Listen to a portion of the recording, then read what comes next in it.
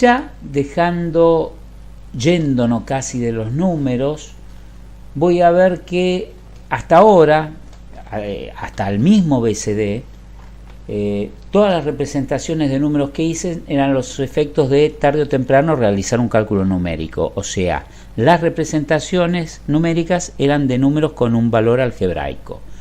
Pero hay números que no tienen valor algebraico. Imagínense el número del DNI de ustedes.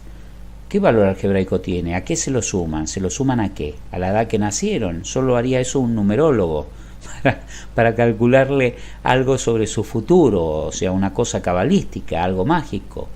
Pero muchas veces los números de la realidad simplemente son un carácter alfanumérico más, como un carácter del alfabeto, como un símbolo, como una coma, como una exclamación. También tengo un número en un DNI, en un teléfono, en un montón de usos.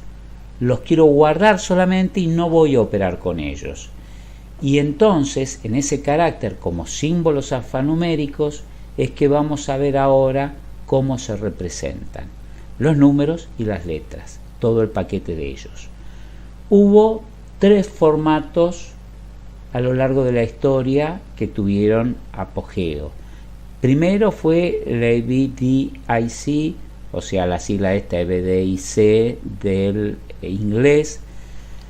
No me acuerdo qué significa ya el acronímico, la abreviatura, pero esto lo impuso mucho IBM. Usó un formato basado en 8 bits. Bueno, IBM siempre se cortó solo, siempre quiso hacer la suya. Y en realidad cuando IBM lanzó masivamente este formato ya se estaba hablando del ASCII, que es un código internacional que asumieron todos los demás fabricantes, American Standard Code, de ahí vienen las letras SC, o sea, un código de estándares americano, una asociación de estandarización americana. Bueno, generó este código y se fueron adhiriendo a él todos los fabricantes, porque antes de que existiera este código en realidad cada uno usaba una forma distinta de codificar la letra A o el número 3, lo cual hacía que fuera absolutamente imposible cambiar un dato de un programa al otro, o sea, trasvasar un programa calculado por la computadora A y meter esos datos directamente a la computadora B sin usar un programa de traducción primero que hiciera el cambio de una codificación a la otra. Cuando aparece el ASCII, todos se vuelcan al ASCII y SAN se acabó. Y bueno, de ahí en más hemos vivido en el ASCII, salvo que empezó a quedar corto, porque el ASCII se basa en 7 bits, básicamente. Tiene la capacidad de representar, acá ven que tiene los 4 bits de menor peso, que son para nombrar la fila, y los 3 de mayor peso, que son para nombrar la columna. Quiere decir que para componer cualquiera de los caracteres que veo acá, de ahí obtengo la codificación. Por ejemplo, para la letra A voy a tener que ser el 1000001. Ese es el código ASCII de la letra A mayúscula. O la A minúscula va a ser el 1100001. Fíjense que entre mayúsculas y minúsculas, esto es una particularidad, la parte inferior, o sea, los 4 bits menos significativos son los mismos. Lo único que cambia es los 3 bits más significativos. Esto pasa para estas columnas. Acá tengo otra zona que tiene una particularidad, porque estos no son ni letras ni caracteres especiales, ni un paréntesis, ni un signo por, ni nada, sino son lo que se llamó códigos de control. ¿Qué son los códigos de control? Bueno, tuvieron distintas funciones históricamente en distintos momentos de la tecnología.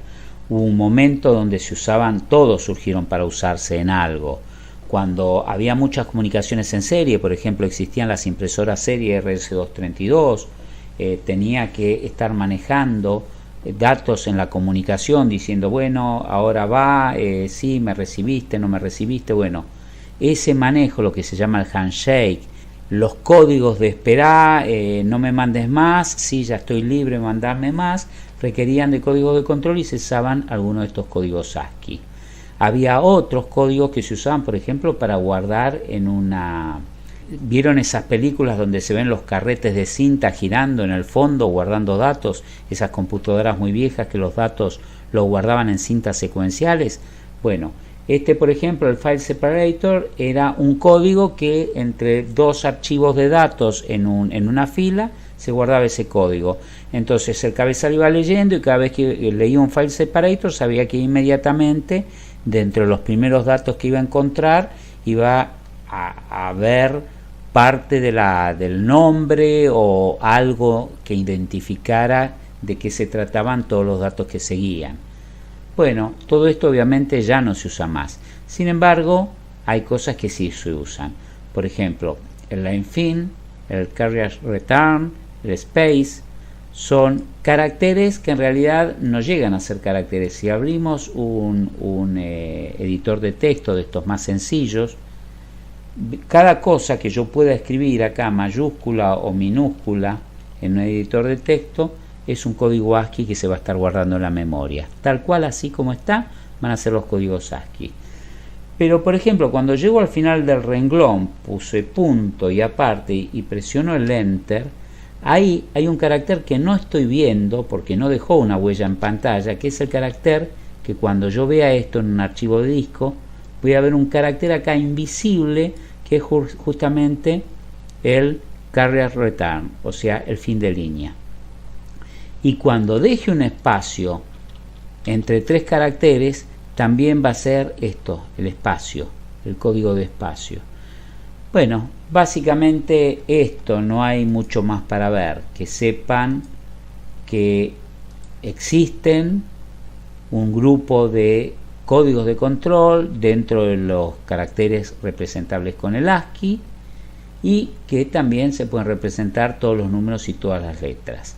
Pero todos los números y todas las letras, ¿todos? No, espera. No veo forma de representar ahí caracteres del griego, no veo forma de representar caracteres del árabe, ni del chino, ni del japonés, ni de no sé cuántos, ni muchos acentos, no veo los acentos ni siquiera del francés, los acentos circunflejos, no veo ni la diéresis del español. No, bueno, esto sirvió en una época donde Estados Unidos y el inglés dominaban el mercado de la computación definitivamente. A medida que se empieza a popularizar y a extender a lo largo del mundo, queda definitivamente corto un código de 7 bits, o sea, con 128 caracteres no alcanzaba para miércoles. Entonces, ahí es donde surge el Unicode. Una forma de ampliar donde ya no se utiliza un solo byte, como acá, 7 bits de un byte, donde el octavo hasta me quedaba libre, o lo podía usar para tener unos códigos ASCII común y en la otra página unos códigos ASCII extendidos, duplicar, pero en definitiva que lo llevaba de 128 a 256 tampoco me cambiaba nada. Con el Unicode se pueden hacer millones de codificaciones distintas y es tan dinámico que puedo hacer las que quiera del idioma que sea y no se me acaban, porque como no tiene un largo fijo, podría tener en este caso, ven, tiene 4 bytes de largo. Puedo adaptarme a idiomas que no existen, o a idiomas antiguos, o a idiomas griegos. Bueno, esto es lo que sí se usa en la actualidad. Pero hay una particularidad. Este Unicode, cuando vamos a los dígitos que se codifican solamente con un byte, coinciden con los ASCII. O sea, los 128 primeros códigos del Unicode coinciden con ASCII. O sea que es completamente retrocompatible con los viejos valores de ASCII en todas sus versiones. Quiero decir, en todas sus versiones en cuanto a códigos de control y en cuanto a letras. Pero además de eso, que reserva esta pequeña parte, cuando ya ese octavo bit que no usaba, porque para el ASCII usaba solo 7, cuando ese octavo bit que no usaba deja de valer 0 y pasa a valer 1, se me abre un universo infinito de posibilidades. Dependiendo de cómo estén codificados los primeros bits, van a indicar en qué zona estoy, qué rango es y de cuántos bytes voy a necesitar para codificar esa palabra. O sea, sé que si los 3 primeros bits son 110, voy a tener 2 bytes. Que si son 1110, voy a tener 3. Y que si son 1111, 0, voy a tener 4 bytes para codificar. Bueno, no tiene sentido entrar en detalle, simplemente que sepan que esto existe.